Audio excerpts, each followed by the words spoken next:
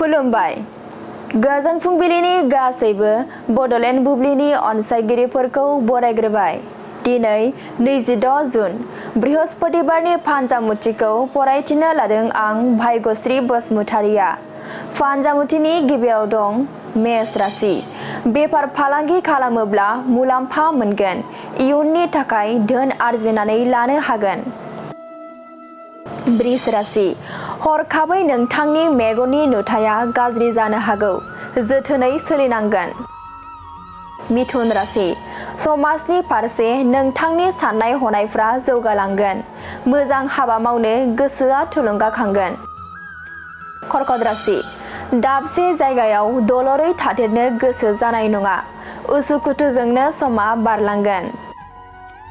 सिंह राशि। नखरनिफ्राय बेसेन गोसा बेसाद मोननो आसा खालामनानै थागोन। गोसोआव गोदान मिजिं फैगोन।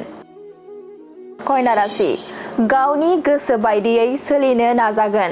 नोंथांनि अहंकारावनो नखरनि धोन खहा जानो हागौ। तुला राशि।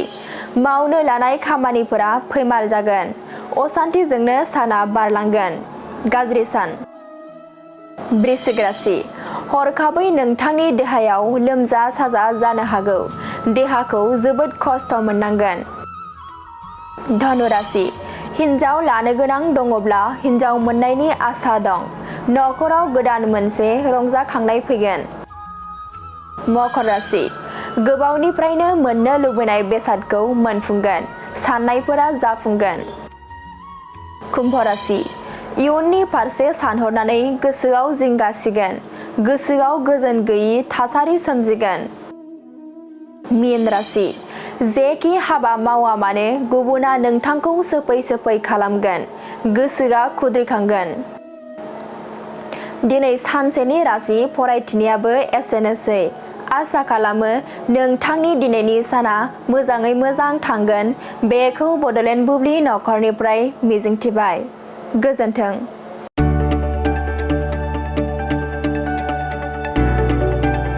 गोजोनथाव खौरां।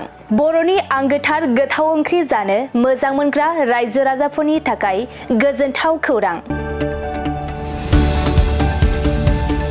बर'नि आंगोथार ओंख्रि जानो मोजां मोनग्रा रायजो राजाफोरा बे गोदानै खुलिनाय लाइजौ हटेलाव हाबफैनो हागोन।